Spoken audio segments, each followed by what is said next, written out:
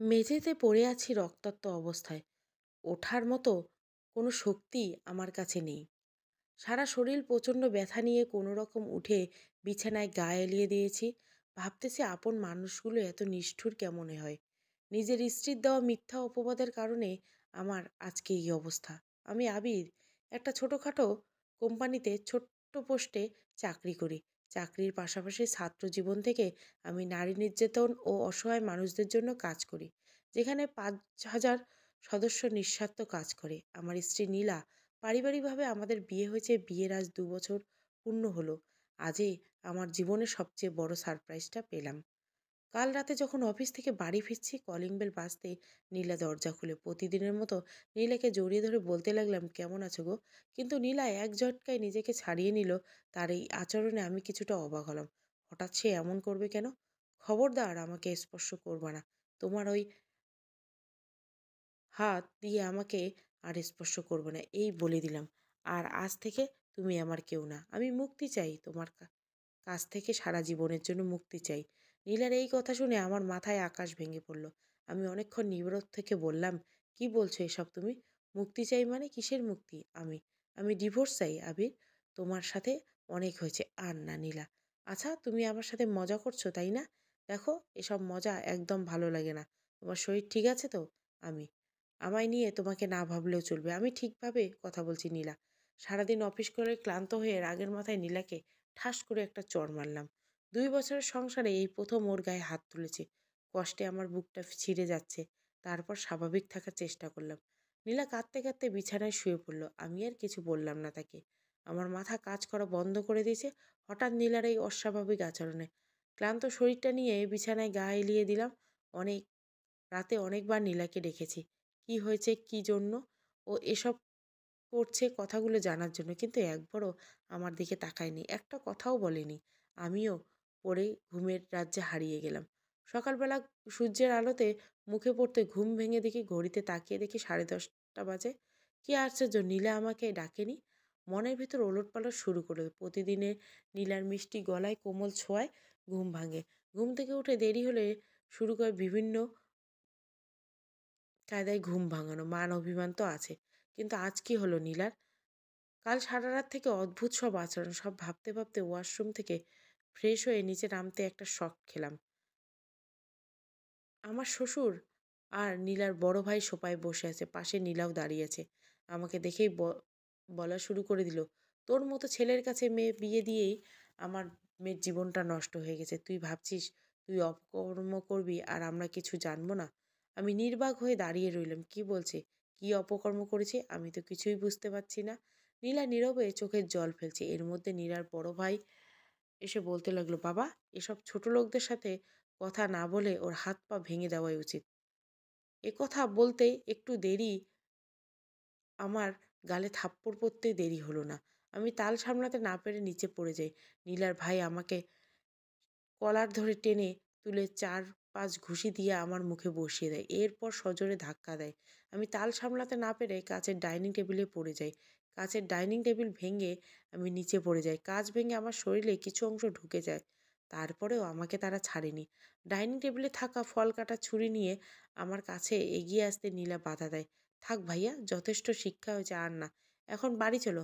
আমার শ্বশুর যাওয়ার আগে বলে গেল, নীলার জন্য আজ তুই বেঁচে গেলি। ডিভোর্স পেপার পাঠিয়ে দিব, সই করে দিস। আর হ্যাঁ, বাড়িতে নীলার উদ্দেশ্যে ভুলেও পা বাড়ালে তোর লাশটা টুকরো টুকরো করে সাগরে ভাসিয়ে দিব। কথাটা মনে রাখিস। আমি শুধু নির্বাক হয়ে ওদের চলে যাওয়া দেখতে লাগলাম। বিছানায় শুয়ে শুয়ে সকালের ঘটনা মনে করতে করতে লাগলাম। কখন যে ভোর হয়ে গেছে বুঝতে পারিনি। সারা শরীরে প্রচণ্ড ব্যথা, ঠিকমতো উঠতে পারছি না।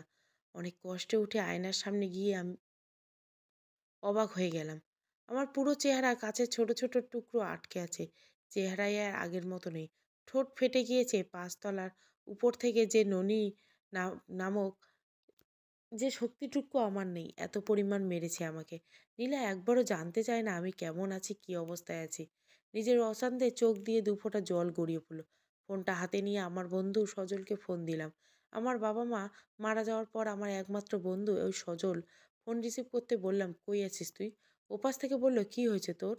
কণ্ঠটা এরকম শোনা যাচ্ছে সজল। আমি একদম ঠিক আছি। আমার বাসায় আসবি আবির? আর এতে অনুরোধ করা লাগে নাকি? আমি এক্ষুনি আসছি সজল। যাক একটু শান্তি পেলাম প্রাণপ্রিয় বন্ধুর কথা শুনে। আমি আস্তে আস্তে দরজার কাছে গিয়ে একটা চেয়ার নিয়ে বসে পড়লাম। কিছুক্ষণ পর বন্ধু আসলো। আমার অবস্থা দেখে কেঁদে দিবে এমন অবস্থা তার। কি হয়েছে তোর? এই অবস্থা কিভাবে? কে করেছে বল আমায়? ইত্যাদি প্রশ্ন করতে শুরু করলো। আমি তাকে সবকিছু খুলে বললাম। সে সবকিছু শুনে মূর্তির মতো বসে রইল। কারো মুখে কোনো কথা নেই, শুধু নীরবতা। নীরবতা ভেঙে সজল বলতে লাগলো, চিন্তা করিস না, সব ঠিক হয়ে যাবে। আমি শুধু মাথা নাড়ালাম। কষ্টে ভিতরটা দুমড়ে মুচড়ে যাচ্ছে। সজলকে বললাম, আমার একটা কাজ করে দিতে হবে। সে বললে, কি কাজ বল? তুই শুধু এতটুকু খোঁজ নিয়ে দেখ তো, ঠিক কী কারণে নীলা আমাকে ডিভোর্স দিতে চাইছে? কী অন্যায় আর আমার? আমার অন্যায় হলে আমি মাথা নত করে নিব। তবুও মিথ্যে অপবাদ সহ্য করব না। প্লিজ ভাই, একটু খোঁজ নিয়ে দেখ। আচ্ছা তুই চিন্তা করিস না, আমি দেখতেছি। তারপর সজল আমাকে ব্যথার ওষুধ খাওয়ায়, মাথায় ব্যান্ডেজ করে দেয়, তারপর চলে যায়। আমি বসে বসে ভাবতেছি, এই কি আমার সেই নীলা যে কিনা আমার সামান্য জ্বরে বিচলিত হয়ে পড়তো, আমার অসুস্থতা দেখলে অনেক সেবা যত্ন করতো, সামান্য অভিমানে কেঁদে কেঁদে বালিশ ভেজাতো। কিন্তু আজ সেই নীলা নেই। এভাবে দেখতে দেখতে 1 সপ্তাহ চলে যায়। আমিও মোটামুটি সুস্থ হয়ে গেছি।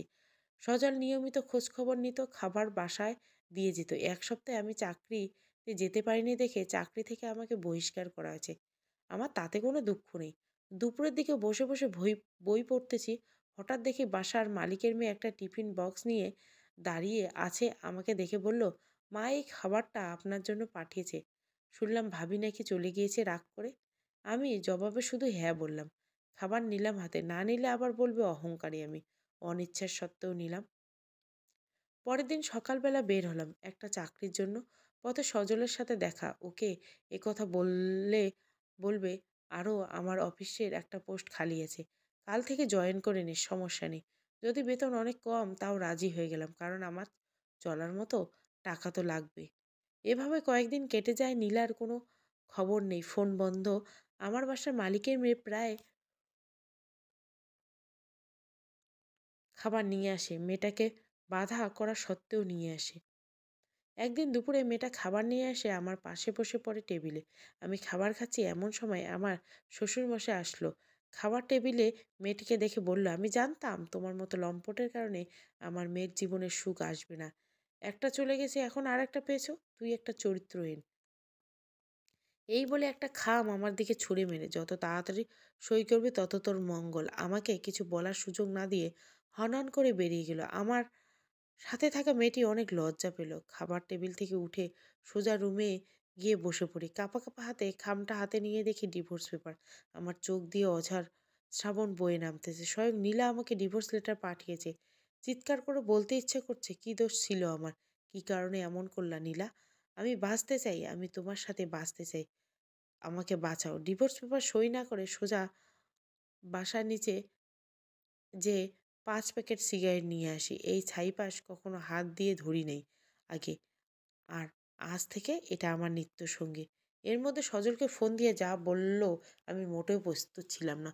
ফোনের ওপাশ থেকে সজল বলতে লাগলো, নীলা নাকি আমাকে পতিতালয়ে দেখেছে। আমি নীলার সাথে প্রতারণা করেছি, তার ভালোবাসার বিশ্বাস ভেঙেছি, ইত্যাদি আরও অনেক কিছু। নীলার বড় ভাইয়ের কাছ থেকে সজল খবরটা জেনে নেয়। হ্যাঁ, আমি পতিতালয়ে গিয়েছিলাম, কিন্তু কেন গিয়েছি নীলা একবারের জন্য জানতে চায়নি। আর না জেনেই বা কী করবে? এমন স্থানে স্ত্রী তার স্বামীকে দেখলে সহজেই বিশ্বাস করে নিবে যে সে খারাপ। কিন্তু কেউ আমার মনের কথাটা জানতে চায় না। আমাকে একবারও জন্য কথা বলার সুযোগ দেওয়া হয়নি। মনে মনে আল্লাহকে বলতেছি, ইয়া আল্লাহ, কেন তুমি আমার সাথে এমন করলে? আমি তো তোমার হুকুমের কোনো কামতি রাখিনি। চোখ দিয়ে পানি পড়তেছে। চোখ মুছে দেওয়ার মতো কেউ নেই। আমি কেন পতিতালয়ে গেছি একবার শুনুন। বেশ কিছুদিন আগে আমি অফিসে যাওয়ার জন্য রাস্তা দিয়ে হেঁটে যাচ্ছি, এমন সময় এক বৃদ্ধ মহিলাকে দেখলাম। রাস্তার পাশে বসে আছে, হাতে একটা ব্যানার, তাতে লেখা, আমার মেয়েকে বাঁচাও, অত্যাচারের হাত থেকে রক্ষা করো, ইত্যাদি। আমি কৌতূহলবশত জিজ্ঞাসা করলাম, কি হয়েছে আমাকে খুলে বলুন। মহিলা বলতে লাগলো, আমার মেয়েকে পতিতালয়ে একদল প্রতারক চক্র বিক্রি করে দিয়েছে 5 বছর আগে। কত জায়গায় গিয়েছি বিচারের জন্য, কিন্তু বিচার পাইনি। তাই আমি আজ বাবা পথে পথে এই ব্যানার নিয়ে ঘুরছি। চোখের অজান্তে চোখের কোণ চিক করে পানি গেল। তারপর ওনার কাছের থেকে মেয়েটার ছবি নিয়ে পতিতালয়ের ঠিকানায় চলে আসি। আমার দ্বারা যদি কোনো মা তার সন্তানকে ফিরে পায়, তার চেয়ে বড় আর কি হতে পারে? এসব ভাবতে ভাবতে পতিতালয়ে এসে ওইখানকার ম্যানেজারকে ছবি দেখালাম, বললাম, এই মেয়েটি কি এখানে আছে? ম্যানেজার বলল, আমি এই মেয়েটিকে মুক্ত করে দিতে চাই, কত টাকা লাগবে মুক্তির পণ হিসাবে? ম্যানেজার জবাব দিলেন, 2.5 লক্ষ টাকা। এই মুহূর্তে আমার এত টাকা ছিল না, তাই বলে আসলাম, কালকে আসবো, এই কথা বলে ওখান থেকে চলে আসি। পরদিন টাকা নিয়ে আবারও গেলাম, কিন্তু ম্যানেজার বলল, আজকে হবে না, কিছুদিন পর আসেন। কি আর করার, কিছুদিন পর গিয়ে মেয়েটাকে মুক্ত করে অসহায় মায়ের কাছে ফিরিয়ে দিলাম। তিনি আমাকে দেওয়া দোয়া করলেন, তোমার বউ সন্তান যেন সবসময় ভালো থাকে, পরিবারে যেন শান্তিতে থাকে। আমি ওনার কাছ থেকে বিদায় নিয়ে চলে আসলাম, কিন্তু কে জানে ওই বৃদ্ধের দোয়া অভিশাপে পরিণত হবে। হয়তো নীলা আমার পিছু নিয়ে আমাকে ওই স্থানে দেখে ফেলে, যার পরিস্থিতির শিকার আজ আমি নিজে। কিন্তু নীলা কি একেবারের জন্য জানতে চাওয়ার প্রয়োজন মনে করেনি? বাহ, কি সুন্দর নিয়তির খেলা! একজনকে মুক্তি দিয়ে এসে দেখে আরেকজন আমার কাছ থেকে মুক্তি নিয়ে গেছে। অনেকগুলো কষ্ট মনের ভিতরে চাপা দিয়ে নিজেকে শক্ত করে বললাম। পরের দিন সকালে অফিসে যেয়ে দেখি সজল মন খারাপ করে বসে আছে। আমি জিজ্ঞাসা করলাম, কি হয়েছে তোর? এরপর যা বলল আমি আর দাঁড়িয়ে থাকতে পারলাম না, ঠাস করে বসে পড়লাম। নীলার নাকি সামনের সপ্তাহে বিয়ে। ছেলে আমেরিকায় থাকে, আমার মনে হচ্ছে অক্সিজেন নেওয়া বন্ধ হয়ে গেছে। আমার সজলকে জড়িয়ে ধরে কতক্ষণ কেঁদেছি তার কোনো ঠিক নেই। সন্ধ্যায় ক্লান্ত শরীর নিয়ে বাসায় আসলাম। ঘরে যেয়ে দেখি দরজা খোলা। আশ্চর্য, আমি তো তালা মেরে গেছিলাম। তখন মনে পড়লো নীলার কাছে আর একটা চাবি আছে, কিন্তু নীলা এখানে আসবে না, কিছুতেই ভাবতে পারছি না। রুমে যেয়ে একটা বড় ধাক্কা খেলাম। নীলার একটাও জিনিসপত্র নেই, ওর জামা কাপড় কিছুই নেই, ওর কোনো চিহ্ন নেই এই ঘরে। তার মানে নীলা আসছিল, এসে সব কিছু নিয়ে গেছে। এক বুক হতাশা নিয়ে ছাদে বসে আছে আর ভাবতেছি, এইভাবে কি বেঁচে থাকবো? একটা পুরুষ কখন কাঁদে? যখন তার কষ্টের সীমা পার হয়ে যায়। সারা রাত ছাদে কাটিয়ে দেয়। ভোরবেলা ঘরে যেয়ে আজকে আবারও মালিকের মেয়ে নাস্তা নিয়ে আসছে। কিছু বললাম না, রুম থেকে বের হয়ে নিচে যেতেছি। পিছন থেকে বলল, খাবেন না? আপনার চেহারা তো অনেক খারাপ হয়ে গেছে। আমি বললাম, কে তুমি আর কেনই বা আমার জন্য এত চিন্তা করো? মেয়েটি জবাব দিল, বারে, একই ক্লায়েন্ট থাকেন, কেউ না হলে প্রতিবেশী তো, মানুষ তো, প্লিজ খাবারটা খেয়ে নিন। আমি শুধু বললাম, আমার খিদে নেই। একথা বলে রাস্তায় আনমনে হাঁটতে লাগলাম। রাস্তায় আনমনে হাঁটছি, হঠাৎ সজলের ফোন। আবির, কই তুই?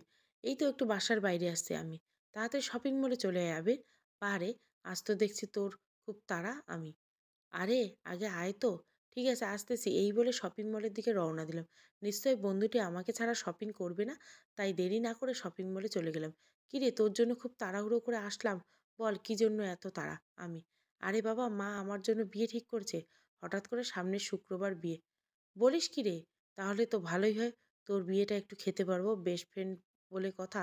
হুম, এই জন্যই তো তোকে ডাকা। আমার বিয়ের সব শপিং তুই নিজে হাতে করবি, তোর পছন্দই আমার পছন্দ। সজল, হুম, তাহলে তোরে শপিংটা করিয়ে দেই আমি। যা, এমনভাবে বলতেছিস যেন আমি বাচ্চা পোলাপান। আচ্ছা, ঠিক আছে, চল। সজলকে বিয়ের সমস্ত শপিং করিয়ে দেয়, ওর ইচ্ছে মতো সব কিছু কিনে। ওর হবু বউয়ের জন্য আমার পছন্দ মতো নীল শাড়ি কিনে দেয়। নীল রং আমার পছন্দ, নীলার খুব পছন্দ, আর সেজন্যই পছন্দের শাড়ি আজ সজলের বউয়ের জন্য। শপিংয়ের শেষে সজল জরুরি ফোন আসে। সজল ফোন রিসিভ করতে শুধু জোর গলায় বলে, আপনি পেমেন্ট পেয়ে যাবেন, চিন্তার কোনো কারণ নেই। অনেকটা রাগী গলায় কথাগুলো বলল। এক পর্যায়ে সে শপিং মল থেকে আমার কাছ থেকে বিদায় নিয়ে বের হয়ে যায়।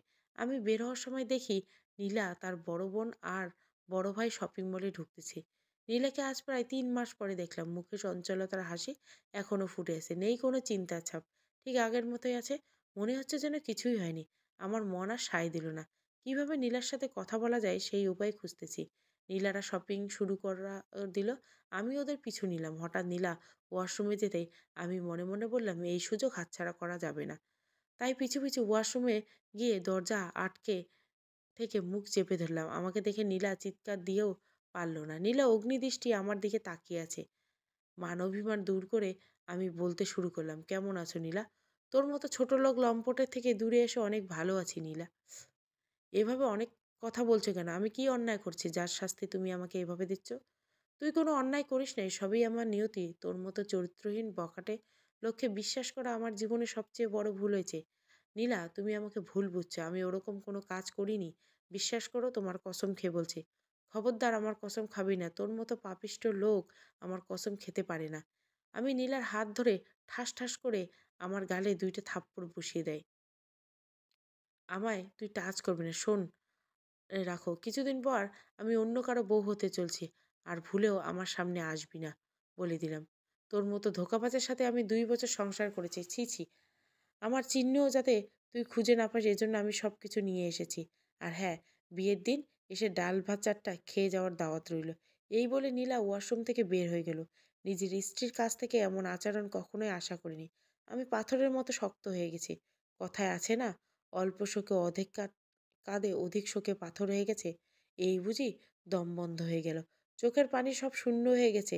কার জন্য কাঁদবো, যার কাছে ভালোবাসার কোনো মূল্য নেই? বাবা-মা মারা যাওয়ার পর জীবনে নীলাকে পেয়েছি। স্বপ্নের মতো আমাদের সুখের সংসার গুছিয়েছিল। ভাগ্যের কি নির্মম পরিহাস! আজ আমি নিঃস্ব। আমার আপন বলতে এখন কেউ নেই। নীলার জীবনেও আর আমার কাছে আসবে না। এটা তো বামন হয়ে চাঁদে হাত দেওয়ার মতো, কল্পনা করার মতো। আমার ভালোবাসাকে আমি নিজেই হাতে মাটি চাপা দিলাম। নেই কোনো আশা আর ভরসা। বেঁচে থাকতেও মরে গেছি। সন্ধ্যায় বাসায় ফিরে আসলাম। সারাদিন কিছু খাইনি, খাবই কি করে? এসব খবর শোনার পর গলা দিয়ে খাবার নামবে কিনা আল্লাহ ভালো করে জানে। বিছানায় গা এলিয়ে শুয়ে পড়লাম। রাত 10টা বাজে। হঠাৎ কলিং বেল বেজে উঠল। ঘুম ঘুম চোখে দরজা খুললাম। দরজা খুলে দেখে আন্টি খাবার নিয়ে দাঁড়িয়ে আছে। আন্টি মানে বাড়িওয়ালি। শুনলাম তুমি নাকি সকাল থেকে কিছু খাওনি, মিসকার কাছে শুনলাম। তুমি এই 5 বছর থেকে আছো, কোনোদিন তোমার কোনো দোষ আমরা খুঁজে পাইনি। খুব শান্ত প্রকৃতির একটা মানুষ তুমি। আমার তো কোনো ছেলে নেই। তোমাকে নিজের ছেলের মতো দেখি। তা বাবা, তোমার এই অবস্থা কেন? চেহারায় কেন যত্ন নেও না? আর বৌমা কবে আসবে আন্টি? আমি মনে মনে একটু স্বস্তি পেলাম। যাক, এই সময় একটু সহানুভূতি পেলাম। না আন্টি, আন্টি, আপনার বৌমা আমাকে বলতে গিয়েও আর বলতে পারলাম না। খুব কষ্ট হচ্ছিল। থাক বাবা, স্বামী স্ত্রীর মাঝে ঝগড়া হয়, মন খারাপ করো না। খাবারটা খেও না। শত হলেও তোমাকে নিজের ছেলের মতো দেখি। এ বলে তিনি চলে গেলেন। ভাত নিয়ে একটা লোকমা খাওয়ার পর খেতে পারিনি। বুকের ভিতরটা কষ্টে জেগে উঠল। তখন একটা গান মনে পড়ে যায়। কেমনে দিন যে যায়। রাতে কিছুতেই ঘুম আসছিল না। উপায় না পেয়ে 3টায় ঘুমের ওষুধ খেয়ে নিলাম। আমি জানি ঘুমের ওষুধ ক্ষতিকর। কিন্তু ক্ষতি দিয়ে কি হবে? লাইফে সবচেয়ে বড় ক্ষতি তো আমার হয়ে গেল। দুপুর 12টায় ঘুম ভাঙে। ঘড়িতে তাকিয়ে দেখি ভ্যাবাচ্যাকা খাই। আজ আর অফিসে যাওয়া হয় না। তারপরও চাকরিতে না গেলে কি আর হয়? ফ্রেশ হয়ে অফিসের দিকে রওনা দেওয়া। আর আবির, এত দেরি কেন তোর সজল? ঘুম ভাঙার মানুষ নেই। আচ্ছা যা, কেবিনে গিয়ে বস। আর দেরি করবি না। এই নে, ফার্স্ট ইভেন্ট তোকে দিলাম আমার বিয়েতে। ধন্যবাদ। বিয়ের কার্ড হাতে নেই, কিন্তু খুললাম না। অফিসের শেষে বারান্দায় গিয়ে সামনে একটা গিফট বক্স। আমাকে আবার কে গিফট পাঠাবে? বাক্সটা হাতে নিয়ে রুমে খুলতে লাগলাম। খুব সুন্দর মোড়ানো বক্স। আস্তে আস্তে খুলে দেখি একটা বিয়ের কার্ড। কনের নাম ঈশ্বর জাহান নীলা। বুকটা ধুক করে উঠল। পরে ডিটেলস আর পড়লাম না। আমার বুঝতে আর বাকি রইল না এটা নীলার কাজ। গায়ে কাটা লবণের ছিটা দিয়ে কি মজা পায়? একটা মানুষকে কতবার কষ্টের মধ্যে আছে সেটা উপলব্ধি করতে পারছে না, নাকি মজা নিতেছে? একজন স্ত্রী তার স্বামীকে তার বিয়ের কার্ড পাঠায়? এতটা হৃদয়ভঙ্গির কাজটা এটা আমি আর মেনে নিতে পারছি না। এই কষ্ট মনে হচ্ছে ঘুমের ওষুধ দিয়ে কোনো কাজ হবে না। আমাকে ড্রাগ নিতে হবে। দেরি না করে অবৈধ দোকান থেকে সিরিজ আর পাওয়ারফুল কয়েকটা কানেকশন নিয়ে আসলাম। সিরিজ পুশ করতে আমি আর আমার জগতে নেই, অন্য জগতে পা দিলাম। এই জগৎ নেই কোনো টেনশনের চিন্তা, চাপ নেই, শুধু ফ্রি মাইন্ড। মনটা হালকা হালকা লাগছে। এভাবে ঘুমের রাজ্যে পাড়ি দিলাম। সকালে ঘুম থেকে ওঠার পর প্রচণ্ড মাথা ব্যথা শুরু হয়েছে। আমি জানতাম এটা রিয়াকশান। মাথা 2 হাত দিয়ে চেপে ধরে আছে। এমন সময় সজলে ফোন। হ্যালো, কিরে দেবদাস, কি অবস্থা? মনে মনে দুমড়ে মুচড়ে যাবে এই অবস্থা। হঠাৎ সজলের এমন আচরণ ভাবতে পারিনি। আমি চাপা কণ্ঠে বললাম, হ্যাঁ ভালো আছি। আর বেশিক্ষণ নেই মনে হয় তোর ভালো থাকার। কে? কেন, কি হয়েছে? তোর কারণে 2 বছর আমি কষ্টে ছিলাম। নীলাকে আমি ভার্সিটি থেকে ভালোবাসতাম। কিন্তু সেই আমাকে পাত্তা দিত না। অবশেষে তোর মতো ছেলের সাথে বিয়ে হয় আমার ভালোবাসায়। দিনরাত শুধু তার কথা ভাবতাম। আমি শান্তিতে ছিলাম না। তাই তোকেও দিব না।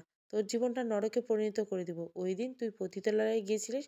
আমি নীলাকে ফোন করে সব বলে দিয়েছি। ব্যাস, সম্পর্ক বিনা দোষে ফাটল ধরালো। অবশেষে নীলাকে নিজের করে পাবো। নীলা কক্ষনোই তোর আর চাইবে না তার কাছে। আমি তাকে বিষ বানিয়ে দিছি। হা হা। কাল বিয়ের পর এসে শেষবারের মতো দেখে যাস নতুন বধূ সাজে। হয়তো আর কখনো দেখতে পারবি না। Good luck my friend. সজলের কথা শুনে 2 চোখ দিয়ে শ্রাবণ বয়ে চলছে। বন্ধু হলে গলায় এভাবে ছুরি চালিয়ে দিল। হুঁ, কাল আমি শেষবারের মতো নীলাকে শুধু একবার দেখে যাব। আল্লাহ আমাকে ধৈর্য দেক। দোয়া করি নীলার জন্য অনেক সুখে থাক যেন। এরপর থেকে নতুনভাবে আমার জীবন গুছিয়ে নেব। সময় যেমন কারো জন্য অপেক্ষা করে না, আমিও করব না। জীবন কারো জন্য থেমে থাকে না। জীবনের রং বদলানো ফেলবে। আপন মানুষ আর অবহেলার পাত্র হব না। আজ শুক্রবার, এই দিনটা খুব পবিত্র। আজ থেকে জীবন বদলে দেওয়া শুরু করব। আর আজই আমার নীলার বিয়ে। মনে মনে ভাবছি নীলাকে নিয়ে। নীলা কেমন আছো তুমি? বড্ড জানতে ইচ্ছে করে। প্রতিদিন ভাবি তোমায় একটা কবিতা লিখব, লেখা আর হয় না। এই ভেবে বিরক্ত হই। যখন উদাস দুপুরে হিমেলের হাওয়া এসে তোমার চুলগুলোকে এলোমেলো করে দেয়, খুব ইচ্ছে করে আমার হাতে স্পর্শ দিয়ে গুছিয়ে দেই। ইচ্ছে করলে যদি সব পূরণ হয়ে যেত, অপূর্ণ থাকতো না। বুকের ভিতরে যন্ত্রণাগুলি এত বোঝা হয়ে নিজেকে তিলে তিলে শেষ করে দিচ্ছে। তুমি যাবার পর বুঝেছি বারে বারে মনে পড়ে আছে স্মৃতি। আমি মুছে ফেলতে চাই, স্মৃতিগুলোকে পারি না। স্মৃতিগুলো বড্ড কষ্ট দেয়। নীলিমা, তুমি একদিন বলেছিলে আমায়, মনে আছে তোমায়? যদি শুভ্র নীল আকাশটা মেঘে ঢেকে যায়, চারিদিকে অন্ধকারে ঢেকে যায়, তখন আমি যেন তোমার কাছে ছুটে আসি। অভিমানী মন যেতে দেয়নি আমার তোমার কাছে। নীলিমা, তোমার দেওয়া হলুদ রঙের পাঞ্জাবিতে পরে থাকি রোজ। তোমার ছোঁয়া পাবো বলে। নিজেকে হিমু ভাবতে ইচ্ছে হয়। ইচ্ছে হয় খালি পায়ে দুজন শিশির ঘাসের উপর ভিজিয়ে দুজন শিউলি ফুল কুড়িয়ে আনবো। আর তার হয়ে ওঠে কই। হয়তো তোমার সামনে দাঁড়ানোর কোনো যোগ্যতা নেই। তবুও ফিরে আসতে মন চায়। কিছু দিতে না পারলেও এই বুকটা সেদিনও পেতে দিব। আসবে তো নীলিমা? কিন্তু আমার ভাবনাগুলো কোনো কাজেই আসবে না। নীলা শুধু এক নজর দেখে আজ থেকে সেই প্রাণের শহর ত্যাগ করবে। খুব কষ্ট হচ্ছে, কিন্তু আমার কিছু করার নেই। নতুন জীবনে পা রাখবে মনে মনে শান্তি পাচ্ছি। এ বন্ধু বান্ধব সব মায়া ছিন্ন করে যাবে নতুন কোনো জায়গায়। সকাল থেকে সজল ফোন দিয়েই যাচ্ছে, কিন্তু রিসিভ করছি না। এমন সময় দরজায় কলিং বেল বেজে উঠল। দরজা খুলে দেখি সজল হারিয়ে গেছে। কিছু বলার আগে, যদি বেস্ট ফ্রেন্ড মনে করিস তাহলে আজকে অবশ্যই আমার বিয়েতে আসবি, এই বলে চলে গেলাম। আমি মনে মনে তাচ্ছিল্যের হাসি দিয়ে বললাম, যাবো রে যাবো, তোর বিয়েতে না গেলে কি হয়? দুপুরে নামাজ পড়ে এসে নীলা দেওয়া প্রথম বিবাহবার্ষিকী গিফট পাঞ্জাবিটা পরে তৈরি হয়ে বেহায়ার মতো বিয়ে বাড়িতে। চারিদিকে অনেক ঝকমক। আমার তো সেদিকে কোনো মাথা ব্যথা নেই। শুধু একবার নীলাকে বউ সাজে দেখবো, এটাই শেষ ইচ্ছা। দেখতে দেখতে সন্ধ্যা হয়ে গেলে নীলা বউ সাজে নিয়ে আসা হলো। স্টেজে বসে আছে, মনে হচ্ছে একটা নীল পরী বসে আছে। চোখের কোণে কোনো কিছু জল অজান্তে জমা হয়ে গেল। নিজেকে শক্ত রেখে চলে আসতে লাগলাম। এমন সময় সজলের আকুল আবেদন, বন্ধু প্লিজ একটা গান গা, তোর গলাটা অনেক সুন্দর। না করতে পারলাম না, কারণ ছাত্র জীবনে সজল আমাকে অনেক সাহায্য করছে। ও শেষ ইচ্ছাটা পূরণ করলে আমি যে অকৃতজ্ঞ হয়ে যাব। গিটার হাতে নিয়ে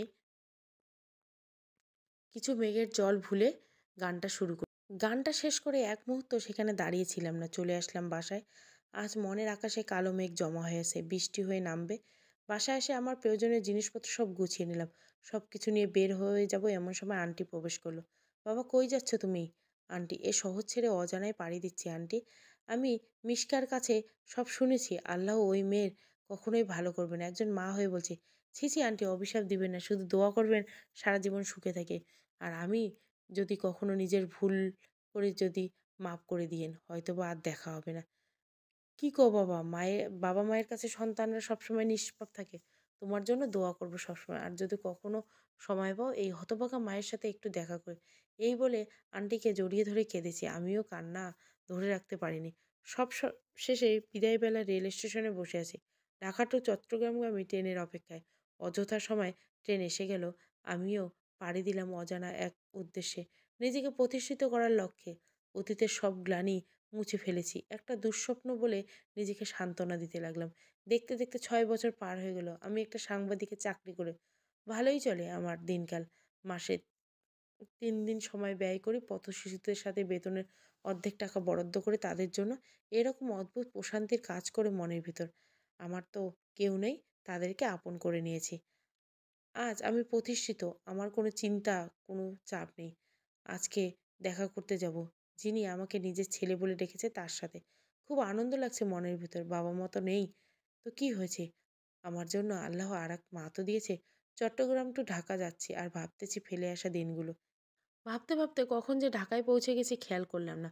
প্রাণের শহর ঢাকা। আজ 6 বছর পর আসলাম।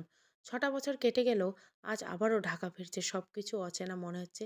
দেরি না করে সোজা রওনা দিলাম অতীতের স্মৃতিযুক্ত সেই প্রিয় মানুষকে, যাকে বলি আমার দ্বিতীয় মায়ের বাসায়। দরজার সামনে কলিং বেল বাজাতে দরজা খুলে দিল একজোড়া ঘন কালো চোখ বিদ্যমান এক মায়াবতী মেয়ে। চিনতে কষ্ট হলো না এটা যে মিশকা। আমাকে দেখে সালাম দিয়ে বলল, কে আপনি? হয়তোবা চিনতে পারিনি, আর চিনবে বা কি করে? 6 বছরে আমার চেহারা সম্পূর্ণ পাল্টে গেছে, আগের থেকে অনেক স্মার্ট হয়ে গেছে। আমি সালামের উত্তর দিয়ে বললাম, আমি আবির, তোমাদের এখানে ভাড়াটিয়া আগে থাকতাম। মেয়েটা অনেকটা ভূত দেখার মতো চমকে গেল। ও আবির ভাই, আসুন আসুন, ভিতরে আসুন, কেমন আছেন? মা সবসময় আপনার কথা বলে, মাঝে আপনার জন্য কান্নাকাটি করে। আমি অবাক হলাম, যেখানে কোনো রক্তের সম্পর্ক নেই তারপরে মায়ার বাঁধনে আমাকে বেঁধে রেখেছে। মাঝে মাঝে রক্তের সম্পর্কের চেয়ে মায়ার বাঁধন অনেকটা বড় হয়ে যায়। এমন সময় আন্টি এসে আমাকে দেখে আনন্দে চোখের জল ছেড়ে দিল। আমাকে ধরে বলল, বাবা, তুমি যে আসবে আমি কখনোই কল্পনা করতে পারিনি। তোমার জন্য সবসময় দোয়া করি। যাও ফ্রেশ হয়ে আসো, আমি খাবার বেড়ে দিচ্ছি। আজ অনেকদিন পর কথাটা শুনলাম, যাও ফ্রেশ হয়ে আসো, আমি খাবার বেড়ে দিচ্ছি। নিজের অজান্তে চোখে পানি এসে গেল। অফিস থেকে বাসায় ফিরে আসলে নীলা সবার আগে এই কথাই বলতো। এটাই ছিল আমার নিয়তি। এটা একটা দীর্ঘশ্বাস নিলাম। ফ্রেশ হয়ে সবার সাথে দুপুরে খাবার খেয়ে শুয়ে আছি। এমন সময় আন্টি এসে বলল, বিকালে ফ্রি আছো? জবাবে, হ্যাঁ, অবশ্যই। তাছাড়া এখানে তো আমার কোনো কাজ নেই, ফ্রি তো থাকবো। বলছিলাম কি, মিশকাকে বিকালে একটু ডাক্তারের কাছে নিয়ে যাবে? একা একা যেতে একটু ভয় পাচ্ছে। তবু তুমি সাথে গেলে একটু ভরসা পেতাম। আরে আন্টি, এত অনুরোধ করার কি আছে? আপনার ছেলেকে আবার অনুরোধ করা লাগে? আন্টি মুচকি হেসে দেখে মনে হলো অনেক খুশি হলো। আচ্ছা বাবা, আমি এখন যাই, তুমি বরং রেস্ট নাও। বিকালে মিশকাকে একটা আকাশি কালারের শাড়ি পরছে, কাছে চুড়ি হাতে, চোখে কাজল দিয়ে আমার সাথে বের হলো। ওকে দেখলে যে কোনো মানুষ প্রেমে পড়ে যাবে। ওকে দেখে নীলার কথা খুব মনে পড়ে গিয়েছে। যথারীতি ডাক্তারের চেম্বারে পৌঁছে গেলাম। চেম্বারে দেখা শেষ হতে বের হব এমন সময় সামনে পড়ল শাড়ি পরা নারীর সাথে ধাক্কা খেলাম। এই যে মিস্টার, দেখে শুনে চলতে পারেন না? কণ্ঠটা খুব পরিচিত মনে হলো। পিছন ফিরে বড় ধাক্কা খেলাম। মনের কষ্টটা আবার জেগে গেল। এই যে নীলা, সামান্য একটু পরিবর্তন হয়েছে, শুধু মেয়েদের বয়স ধরা খুব মুশকিল। তার নজর আমার দিকে পড়তে অবাক দৃষ্টিতে তাকায় আমার দিকে। চোখ জোড়া ছলছল করতেছে। আবারও অবাক হলাম, হাতে 5-6 বছরের একটা ছেলে, একদম নীলার মতো দেখতে হয়েছে।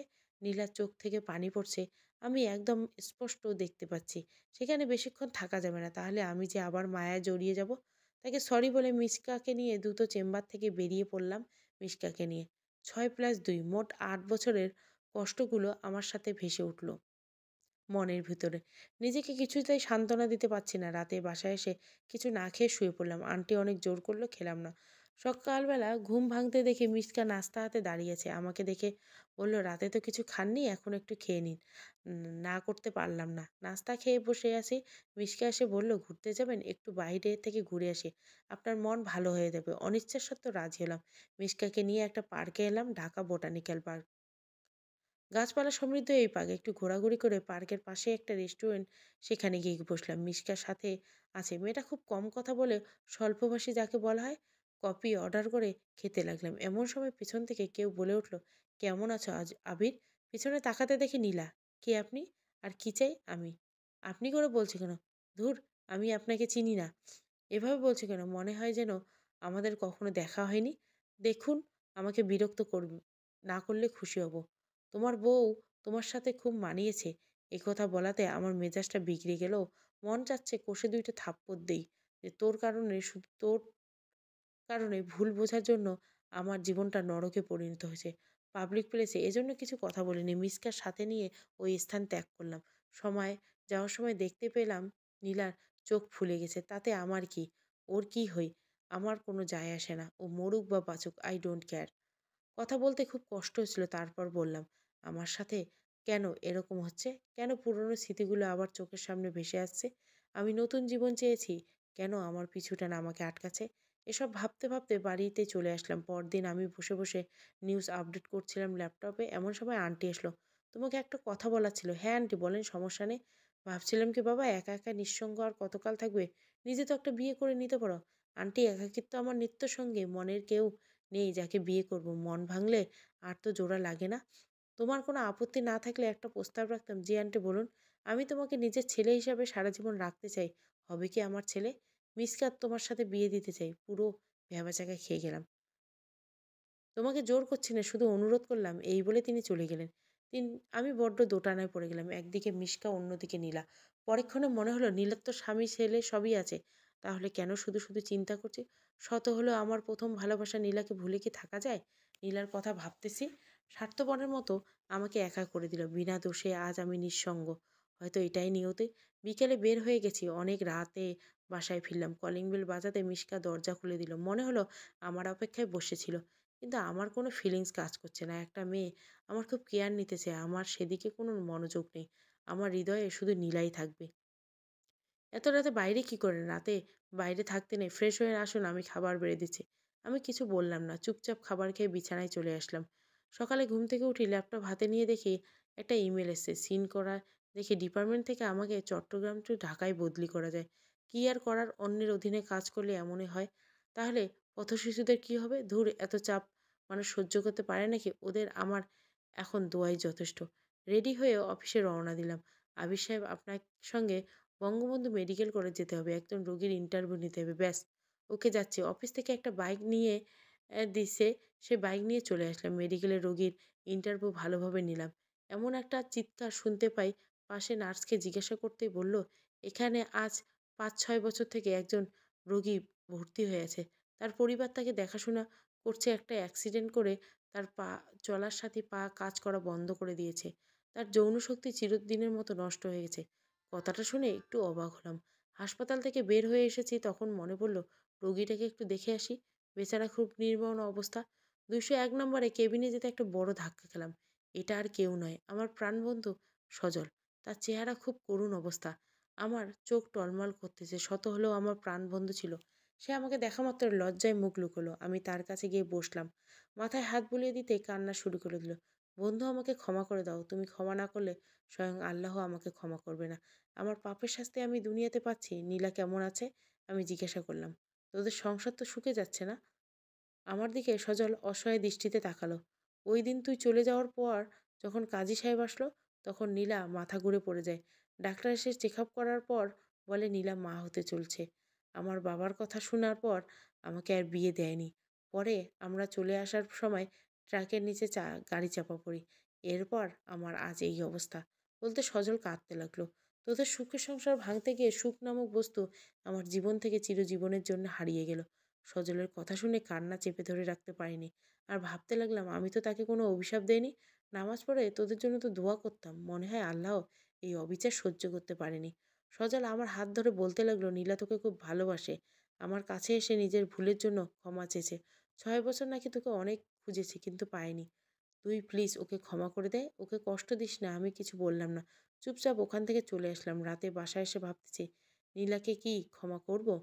ক্ষমা করব, তবে ওকে আমার পাওয়া কষ্টগুলি ভোগ করতে হবে। মনে মনে প্লট এঁটে বসলাম। সকালে রেডি হয়ে অফিসে চলে গেলাম। ওখানে যেয়ে আমি পুরো শক খেলাম। আমার অফিসের অ্যাক্সিডেন্ট অফিসার যে ছিল, এক্সিকিউটিভ অফিসার যে নীলা, যেখানে বাঘের ভয় সেখানে রাত ভয়। আমার সহকর্মী ছিল এক মেয়ে কলিগ। তাকে পাল্টিয়ে ফেলতে হবে। যেই ভাবা সেই কাজ। হাই কিউট, কেমন আছো? ভালো, আপনি? তোমার মতো সুন্দরী কলিগ না পেয়ে খারাপ থাকতে চাই? কিছু বললাম না। বললাম, আমিও ভালো আছি। আমি আবির, চট্টগ্রাম থেকে বদলি হয়ে এসেছি। ও ভালো। আর আমি অনামিকা, আপনার সহকর্মী। এখন আমরা ফ্রেন্ড। ওকে, নো প্রবলেম। দুপুরে কাজ শেষে আমরা ডেস্কে বসে আছি, এমন সময় বাচ্চা ছেলেটার আনাগোনা দেখলাম। অফিসে এই তো সেই ছেলেকে যাকে নীলার সাথে আমি দেখেছি। আমি ডাক দিতে আমার কাছে এসে বসলো। তোমার নাম কি বাবা? আসাদ। এখানে কি করছো? কার কাছে এসেছো? কেন, আম্মুর সাথে? আম্মু আমাকে প্রতিদিন এখানে নিয়ে আসে। তোমার আম্মুর নাম কি? ইশরাত জাহান নীলা। বুকটা ধুক করে উঠল। তাহলে এটা আমার সন্তান? খুশিতে চোখের জল এলো। ছেলেকে কোলে নিয়ে বুকে জড়িয়ে ধরলাম। আজ এতদিন পরে একটু প্রশান্তি লাগছে। আপনি আমাকে আদর করলেন কেন? আপনাকে তো আমি চিনি না। মা বলছে অপরিচিত কারো কাছে যেতে না। ছেলের কথা শুনে মনে মনে বলতেছি, আমি তোর বাপ। আমি এখন পরিচয় দিব না। আর হ্যাঁ, আমি তোমার বন্ধু। আজ থেকে আমরা বন্ধু। বড় মানুষ আবার বন্ধু হয় নাকি? হয় বাবা। আচ্ছা ঠিক আছে। এখন আম্মুর কাছে যাই। আম্মু না হয় বকা দিবে। আচ্ছা যাও। নীলার কাছে আসা যেয়ে বলল, মা, মা, আজ একটা লোক আমাকে খুব আদর করেছে আর বলেছে আমি নাকি তার বন্ধু। ও তাই বুঝি? আমার সোনা বাবা। জানো মা, লোকটা খুব ভালো আর অনেক সুন্দর, সুন্দর মানুষকে সুন্দর বলে বাবা। মা, স্কুলে প্রতিদিন সবার বাবা আসে, তাদেরকে কত আদর করে। আমার বাবা আর আসবে না? ছেলের কথা শুনে নীলার বুকটা ফেটে গেছে। সে নিজের দোষে আজ সন্তানকে বাবা নামক বটগাছের ছায়া থেকে বঞ্চিত করছে। "কি হলো মা? তুমি কাঁদছো কেন?" নীলা আর কিছু বলে না, ছেলেকে বুকের সাথে জড়িয়ে থেকে মনে মনে বলতে লাগলো, "তোর বাবা যে আর কোনোদিন আসবে না।" অফিস শেষে সিঁড়ি দিয়ে নামতেছি আমি আর কলিগ অনামিকা। এমন সময় নীলাও নামতেছে। আমাকে দেখে অবাক দৃষ্টিতে তাকিয়েছে। আমি দেখেও না দেখার ভান করলাম। আমি তা জেলাস করার লক্ষ্যে অনিকার সাথে হেসে খেলে কথা বলতেছি আর নামতেছি। পিছনে ফিরে দেখি নীলার চোখ দিয়ে পানি পড়ছে, শাড়ির আঁচল দিয়ে মুছছে। বারে, তাতে আমার কোনো যায় আসে না। আমিও তো কম কষ্ট পাইনি। রাতে বাসায় ফিরে আসলাম। প্রতিদিনের মতো মিশকা আজও খাবার টেবিলে বসে আছে। কি আশ্চর্য, মেয়েটা আমার জন্য অনেক কষ্ট করে, কিন্তু কেন? আমি তো নতুন করে আর মায়াতে জড়াতে চাই না। আসলে নারীদের যে অনেক ধৈর্য আছে তা মিশকাকে না দেখলে বলতে পারবো না। আমি এসে দেখি খাবার টেবিলে ঘুমিয়ে পড়েছে। ডাকবো নাকি ডাকবো না? মৃদু স্বরে ডাক দিলাম, "মিশকা।" আমার ডাক শুনে তাড়াহুড়ো করে উঠে পড়ল। "আপনি? কখন এলেন?" আর কখন যে চোখটা লেগে গেল বুঝতে পারিনি। "না, ঠিক আছে, তুমি বরং শুয়ে পড়ো। এত রাত জাগার দরকার কেছে? আর কে বলেছে আমার জন্য খাবার নিয়ে বসে থাকতে? খাবারটা আমার ঘরে দিয়ে আসলেই তো হতো।" "বাপরে! উম আপনি সকালে থেকে না খেয়ে আছেন, আমি এটা মেনে নিতে পারছি না। এতে কষ্ট হওয়ার কি আছে? আপনি ফ্রেশ হয়ে আসুন, আমি খাবার দিচ্ছি।" নিজের মনকে শক্ত করলাম। তবুও কোনো যেন মেয়েটার মায়ায় জড়িয়ে পড়ছি। না, কিছুতেই জড়িয়ে পড়া যাবে না। আমাকে এই মায়াজাল থেকে বেরিয়ে আসতে হবে। রাতে খাবার খেয়ে ঘুমের রাজ্যে হারিয়ে গেলাম। সকালে ঘুম চোখে দেখি কেউ একজন ডাকছে। "এই আপনি উঠুন, অফিসে যাবেন না?" আমি চোখ খুলে দেখি মিশকা দাঁড়িয়ে আছে। একটা আকাশি কালারের শাড়ি পরে আছে। শাড়ির কোমর গুজে দিচ্ছে, একেবারে গিন্নি, গিন্নি লাগছে। আসলে অ্যালার্ম বাজে নাই তো, আজকে একটু দেরি হয়ে গেছে। বেসরকারি চাকরি, একদিন না গেলে বসের অনেক কথা শুনতে হয়। এমনকি চাকরি থেকে বাদও দিতে পারেন। তাই আর দেরি না করে ওয়াশরুম থেকে ফ্রেশ হয়ে নিচে এলাম। দেখি আন্টি আর মিশকা খাবার টেবিলে বসে আছে। আন্টির পরিবার শুধু মিশকা। আর আন্টি আর কেউ নেই। আমি নাস্তার টেবিলে বসে পড়লাম। "বাবা, মিশকাকে একটু ভার্সিটিতে ড্রপ করে দিও তো। ওর আজকে পরীক্ষা আছে তো।" "জি আচ্ছা।" খাবার শেষ করে রেডি হলাম। মিশকাকে নিয়ে বের হয়ে পড়লাম বাইকে করে। দেখলাম রাস্তায় দেখলাম নীলা গাড়ি করে অফিসে যাইতেছে। রেল সিগন্যালে গাড়িগুলো আটকে পড়েছে। আমি বাইক নিয়ে ওর ওর গাড়ির সাথে দাঁড়ালাম। আমার পিছনে মিশকাকে দেখে মুখটা মলিন হয়ে যায়। শাড়ির আঁচল দিয়ে যে বারবার চোখ মুছে তা আমার দৃষ্টি এড়ায় না। মিশকাকে ভার্সিটির গেটের সামনে নামিয়ে দিয়ে সোজা অফিসে চলে আসলাম। অফিসে দেখলাম নীলা আমার কলিগ আনিকার সাথে হেসে হেসে কথা বলতে শুরু করেছে। আমি ভাবতেছি একটু ঝাল না দিলে কি আর হয়? "High cutie!" এই কথা শুনে নীলা পিছন ফিরে তাকায়। আমি সো সোজা পাশ কাটিয়ে অনিকার গা ঘেঁষে বসে পড়ি। "আরে আবির, যে কেমন আছো তুমি?"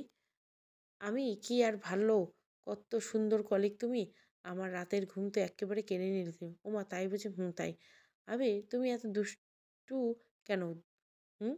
দুষ্টু না হলে তোমরা তো সুন্দরী কলিগ পেতাম না। আমার কিচ্ছু চাই না। সারাদিন শুধু তোমার পাশে বসে থাকলে হবে।" "হয়েছে, হয়েছে, আর পাম মারতে লাগবে না। হা, হা, এত পাম মারা কে এসে?" একথা বলে নীলার দিকে তাকিয়ে দেখি একবারে তেলে বেগুনে জ্বলে উঠছে। "ও কি রাগ করলে আমার কি?" হা, হা। রাগ সামলাতে না পেরে বলল, "এটা অফিস, কোনো রোমান্সের জায়গা নয়। দেখুন ম্যাডাম, আবির তুমি না।" একথা বলে নীলা চলে গেল। "মামা, আগামীকাল স্কুল স্যারেরা বলেছে বাবা-মাকে নিয়ে যেতে। তুমি তো প্রতিবার বাবাকে নিয়ে যাও না।" ছেলের কথা শুনে নীলা আরেকটু কষ্ট পেল। তখনই মনে পড়ল, আবির তো বউ আছে। আমার ছেলেটাকে এখন বাবার পরিচয় দিলে সে মেনে নেবে না। না, না, আমার ছেলেটাকে আমিই দিব। তার এই নিষ্পাপ মনে আমি কষ্টের দাগ লাগাতে দিব না। আমার ছেলে যদি জানতে পারে তার বাবার আরেকটা বউ আছে, খুব কষ্ট পাবে।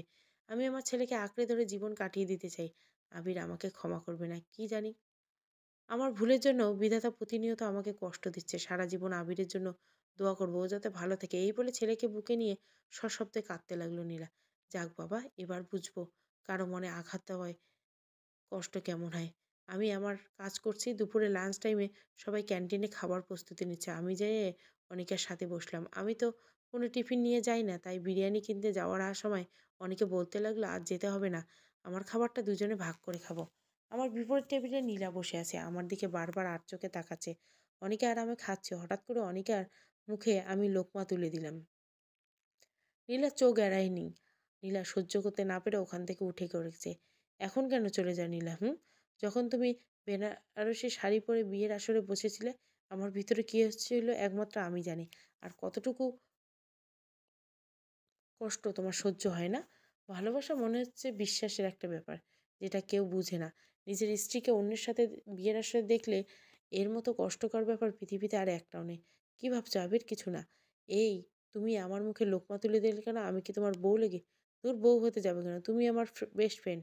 আর বেস্ট ফ্রেন্ডরা বউয়ের চেয়েও বেশি। এমা তাই বুঝি? মারবো এক নাক বরাবর, 7 দিন মেডিকেলে থাকবো, বুঝলে? তাহলে এত ভালোবাসা হয়, সেবা যত্ন পাবা। তোমার সাথে আমি কথা বলে আর পারবো না, হা হা।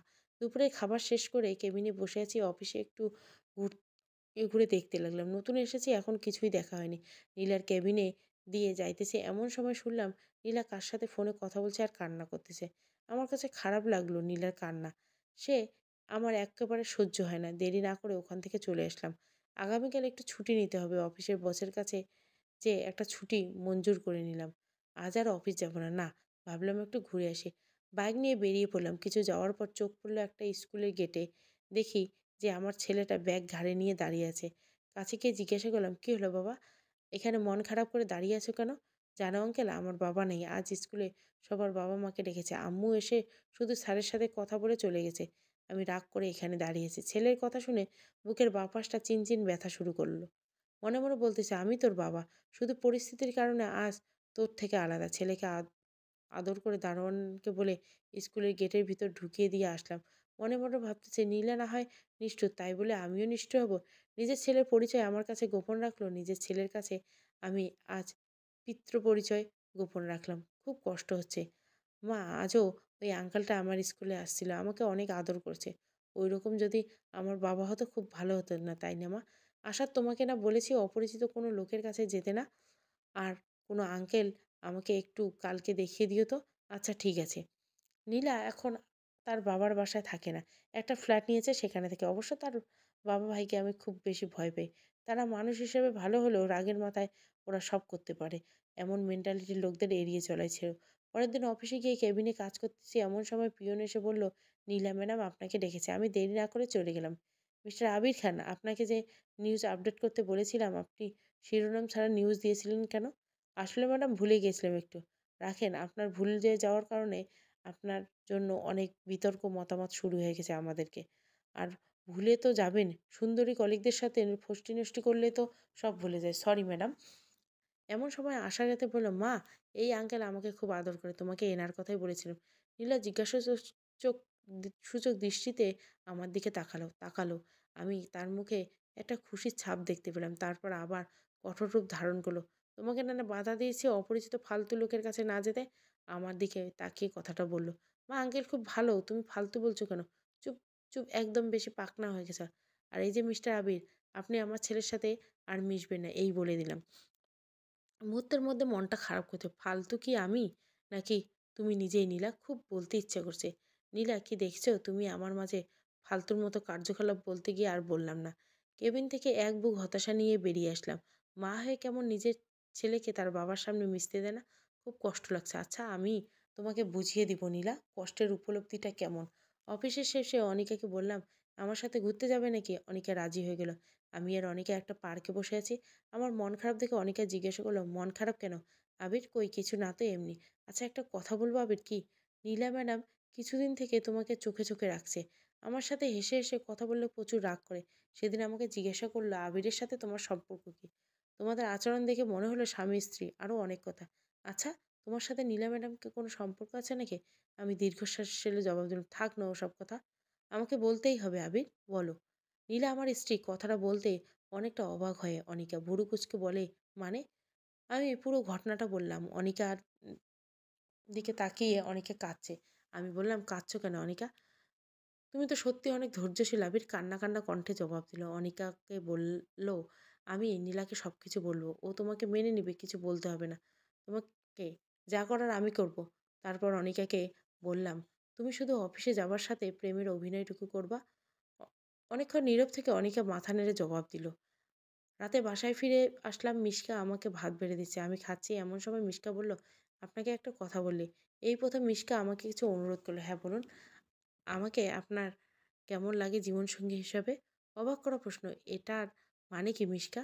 "আমি আপনাকে খুব ভালোবাসি। 6 বছর সারা দিনরাত আপনার কথা ভেবেছি। কোনোদিন মুখ ফুটে বলতে পারিনি। আপনি অনেক বড় মনের একজন মানুষ। আমাকে আপনার মনে একটু জায়গা দিতে পারবেন?" মেয়েটার চোখের দিকে তাকিয়ে দেখি অনেক পানি পড়ছে। সত্যিকারে ভালোবাসার বহিঃপ্রকাশ। এরকম একটা মেয়ে যার জীবনে আসবে সত্যি সে ভাগ্যবান। আমি এখন কি বলবো ভাষা খুঁজে পাচ্ছি না। এখন যদি না করে দেই কষ্ট পাবে। মাথা ঘুরিয়ে ফেললাম। তোমার পরীক্ষা চলছে, ভালো করে পরীক্ষা দিচ্ছ। মাথা নাড়িয়ে জবাব দিল, হয়তো এমন উত্তর আশা করেনি। কিন্তু সে তো জানে না নীলা এখনো আমার অপেক্ষায় আছে। জানলে সে আর কথা বলতো না। খাওয়া-দাওয়া শেষ করে বিছানায় শুয়ে পড়লাম। কি আর করব কিছু বুঝতে পারতেছি না। ভাবতে, ভাবতে ঘুমিয়ে পড়লাম। সকালে ঘুম ভাঙলো অ্যালার্মের শব্দে। কিন্তু মিশকা আজ আর ঘুম ভাঙাতে আসলো না। নাস্তার টেবিলে গিয়ে দেখি আগেই রেডি করা। কিন্তু কিছুদিন আগে নাস্তা মিশকা নিজের হাতে প্লেটে তুলে দিল। মেয়েটার হঠাৎ পরিবর্তন আসলো কিভাবে? না, আমি এসব ভাবছি কেন? আমার তো আর কেউ নেই। তাছাড়া অজানা মায়াজালে বারবার আটকে পড়ছি। চোখের সামনে একবারের জন্য মিশকাকে দেখেই অফিসের জন্য রেডি হচ্ছিলাম। এমন সময় মিশকা আমার রুমে আসলো, হাতে টিফিন বক্স। আপনার দুপুরের খাবার। তাকিয়ে দেখি চেহারা অনেক শুকিয়ে গেছে। দুটো চোখ দুটো ফুলে গেছে। মনে হয় সারা রাত অনেক কান্না করছে। আর কিছু না বলে অফিসের উদ্দেশ্যে বেরিয়ে গেলাম। গিয়ে দেখি অনিকা আর নীলা বসে আছে। হাই জানু, কেমন আছো? তুমি এখানে কেন? আমার কেবিনে চলো। নীলার দিকে তাকিয়ে রেখে রাগে লাল হয়ে গেছে। এখানেই চিবিয়ে খেয়ে ফেলবে। ও বাবু, দেখছো না কাজ করছি, পরে যাব। হ্যাঁ, এত বড় লোকটাকে বাবু বলছে? নীলা বিড়বিড় করে বলছে। আচ্ছা জানো, আমি এখন যাই। উমা একটা ফ্লাইং কিস ছুঁড়ে মারলাম। ভালো লাগছিল না, তাই অফিসের ছাদে গেলাম। গিয়ে দেখে আমার ছেলে একটা বল নিয়ে খেলছে। আমাকে দেখা মাত্র আমার কাছে আসলো। তোমার আম্মু বকা দিবে না? আমার কাছে আসছো যে? আম্মু অনেক পচা, আমার সাথে অনেক রাগ করে। তাই বুঝি বাবা? হুম। ছেলেকে নিয়ে ছাদে দাঁড়িয়ে আছি। এমন সময় নীলা আসলো ছেলের খোঁজে। তোমাকে না বলছি এখানে আসতে না বাবু? আসলে কেন? এই বলে ছেলেকে আমার হাত থেকে নেওয়ার জন্য নিল। দাঁড়াও নীলা। অনেকটা অবাক হলো আমার কথা শুনে। এ কার সন্তান? আমার স্বামীর? কেন, আপনার কি হয়েছে? তা তোমার স্বামীটা কে জানতে পারি? আপনাকে না জানলেও চলবে। অবশ্যই আপনার চরিত্রহীন আমার নিজের সম্পর্কে না বললেই ভালো। একথা শুনে নিজেকে কন্ট্রোল করতে পারি। ঠাস ঠাস করে দুটো বসিয়েই দিলাম।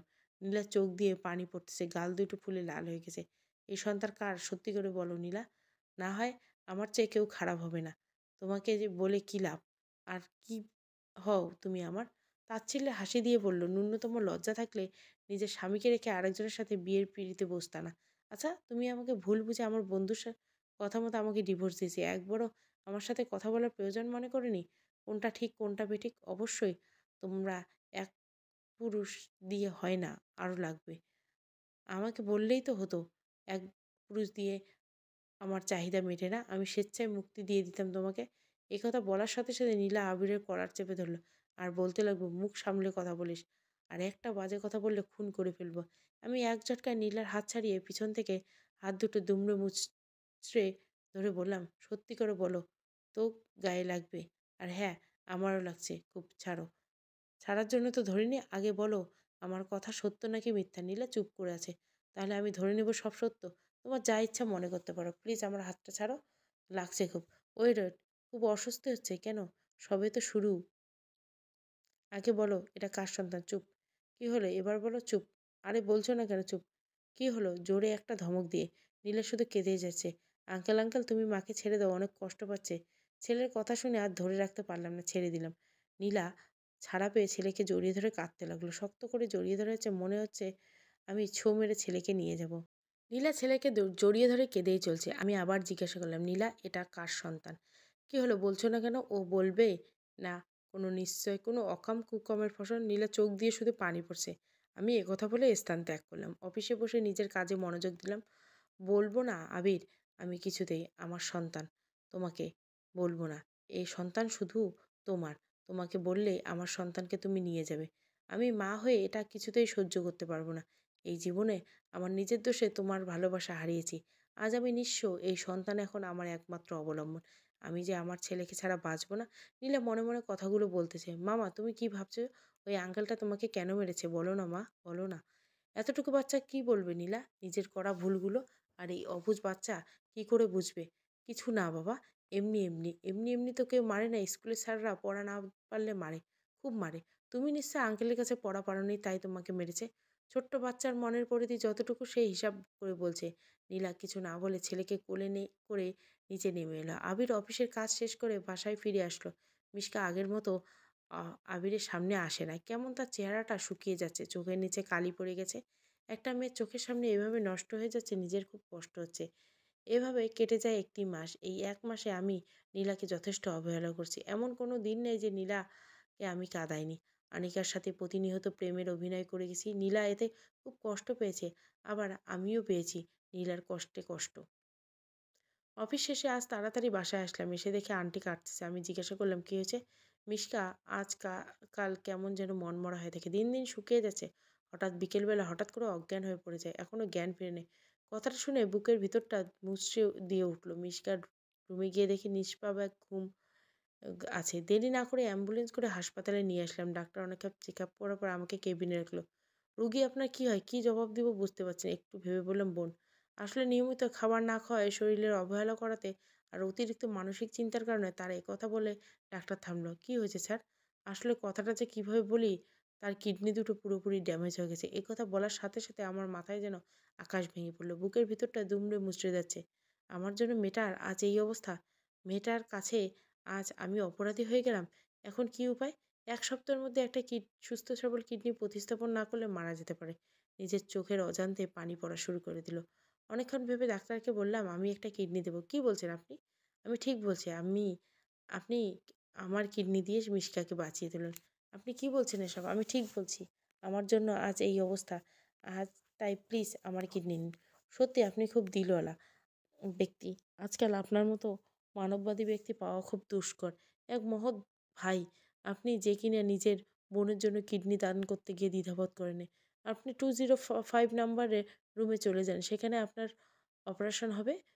আবিরকে অপারেশন করিয়ে তার দেহ থেকে একটা কিডনি বের করে মিশকায় প্রতিস্থাপন করা হয়। আজ ৫ দিন হয়ে গেল আমি হাসপাতালে।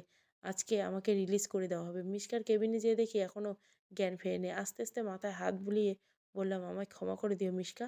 আমি তোমার ভালোবাসার যোগ্য নই।" একটা নার্সকে ডেকে একটা কাগজ কলম আনিয়ে নিলাম। আর মিশকার উদ্দেশ্যে একটা চিঠি লিখলাম। "প্রিয় মিশকা, শুরুতেই ক্ষমা চেয়ে নিচ্ছি।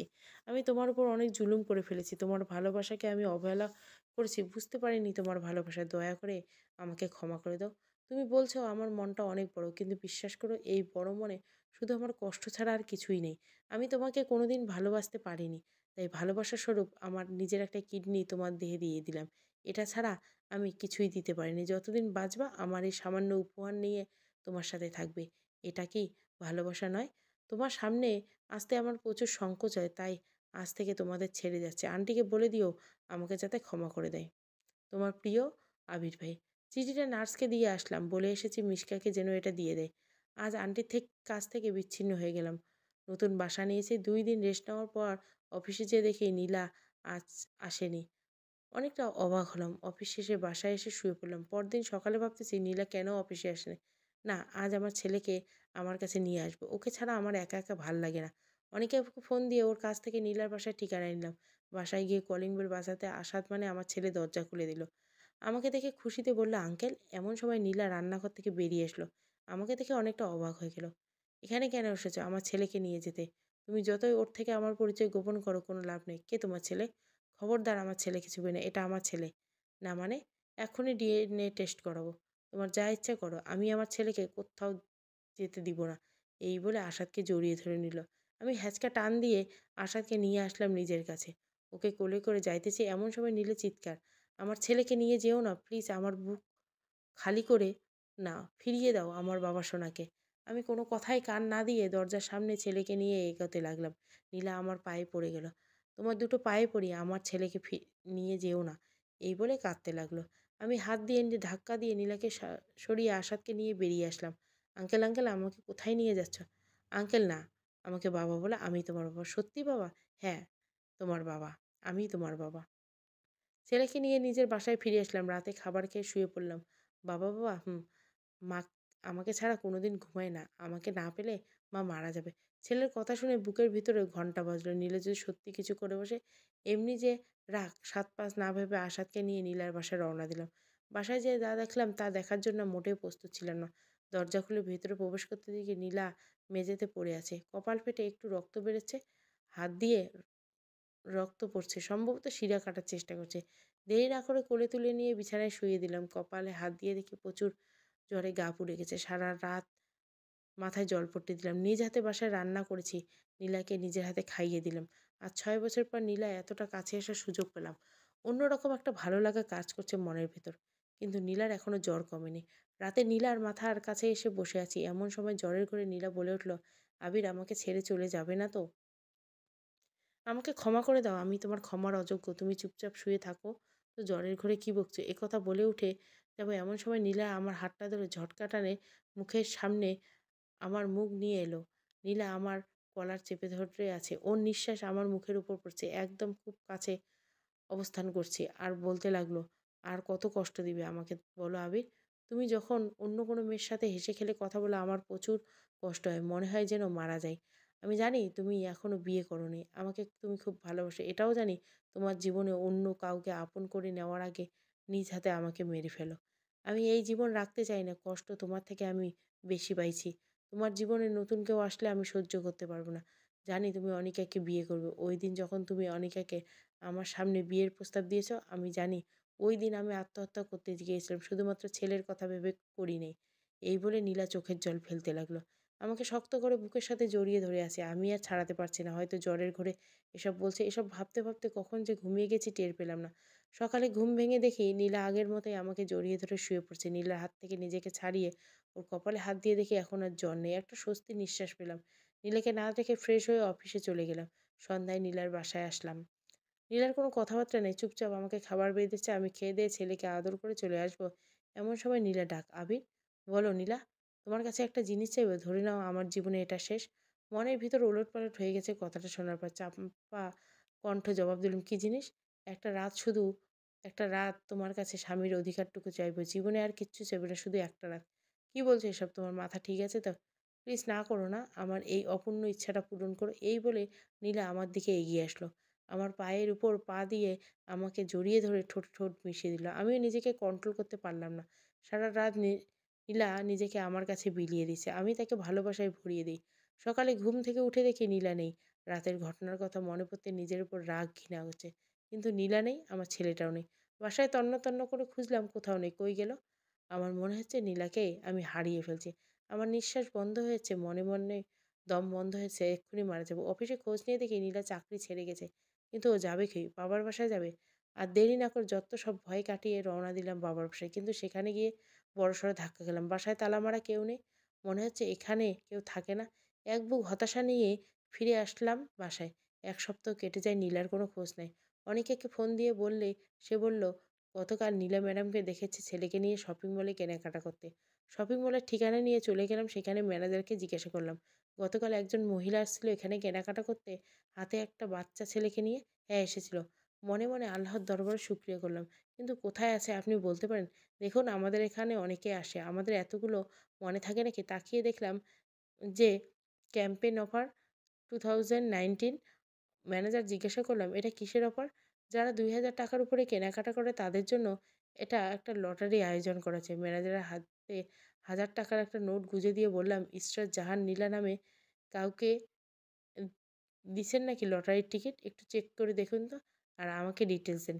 ম্যানেজার ল্যাপটপ চেক করে দেখলো, হ্যাঁ, গতকাল তিনি টিকিট পাইছেন। দেরি না করে ফোন নাম্বারটা নিলাম। এখন যদি ফোন দেয় আমার গলা শুনে কেটে দিবে।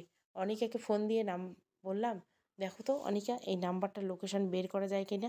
কিছুক্ষণ পর অনিকা মিরপুর ৭ নম্বর অবস্থান করছে। অনিকা আমাকে লোকেশন ট্যাগ করে দিল। আমি সেই ট্যাগ ইউজ করে পৌঁছে গেলাম কাঙ্ক্ষিত ঠিকানায়। একটা বাড়ির সামনে আসলাম। বাড়িতে খুব সাধারণ। ভিতরে প্রবেশ করে দরজায় কড়া নাড়লাম। নীলার মা দরজা খুলে দিল। মানে আমার শাশুড়ি দরজা খুলে দিল। আমাকে দেখে ভূত দেখার মতো চমকে উঠল। ভাবতে পারিনি হয়তো আমাকে দেখতে পাবে। "আরে আবির বাবা, যে ভিতরে এসো, কেমন আছো?" অনেক কথা বলল। নিজের ভুলের জন্য ক্ষমা চাইল। নীলার বাবা আর ভাই আমাকে দেখে বুকে জড়িয়ে নিল। বারবার ক্ষমা চাচ্ছে। নীলার বাবা আমাকে জড়িয়ে ধরে কেঁদেই দিল। আমিও চোখের পানি আটকে রাখতে পারি না। সবশেষে নীলার রুমে গেলাম। নীলা বসে বসে ফোন টিপছে। আমি আস্তে আস্তে গিয়ে পিছন থেকে জড়িয়ে ধরলাম। "তুমি এখানে আসছো? যাও, চলে যাও।" "বারে, আমি আমার বউয়ের বাড়ি আসছি।" "আমি কারো বউ নই, তুমি চলে যাও। অনিকা না হলে তুমি কষ্ট পাবে।" আমার থেকে ছাড়ার জন্য শত চেষ্টা করে আমি আরো শক্ত করে জড়িয়ে দেই। "ছাড়ো বলছি, ছাড়ো। নিজের বউকে ধরছি, ছাড়বো না। আমি তোমার বউ নই। কেউ না আমি তোমার। আচ্ছা, যদি কেউ না হতো তাহলে ওইদিন রাতে আমি তোমার কে ছিলাম?" নিজেকে যে আমার কাছে বিলিয়ে দিলে। নীলার মুখে কোনো কথা নেই। চোখের জল জোরে টলমল করছে। বলো নীলা, ওই দিন আমি তোমার কে ছিলাম? জানি তুমি বলতে পারবে না, কারণ সত্য সবার মুখ দিয়ে বের হয় না। নীলা আমার দিকে তো অসহায় দৃষ্টিতে তাকালো। শুধু সামান্য ভুল বোঝাবুঝির কারণে আমাদের এই পরিণতি, সম্পর্কের ভাঙ্গন। কিন্তু নীলা এক্কেবারের জন্যও কি আমাকে বিশ্বাস করতে পারেনি? নাকি তোমার ব্যর্থতা? নীলা ফুঁপিয়ে কাঁদছে, চোখের জল মুছে দিতে দিতে আমাকে জড়িয়ে ধরে চলছে। আমাকে অনেক শক্ত করে জড়িয়ে ধরে আছে, মনে হচ্ছে আমাকে কেউ ছিনিয়ে নিয়ে যায়। আমাকে ক্ষমা করে দাও আবির, তুমি ক্ষমা না করতে পারলে আল্লাহ আমার উপর নারাজ হবে। আমি নিজের স্বামীকে অনেক কষ্ট দিয়েছি। এই বলে আবার কাঁদতে লাগলো। আমি চোখের জল দিয়ে মুছে নিয়ে বললাম, পাগলি, এত ক্ষমা চাওয়ার কি আছে?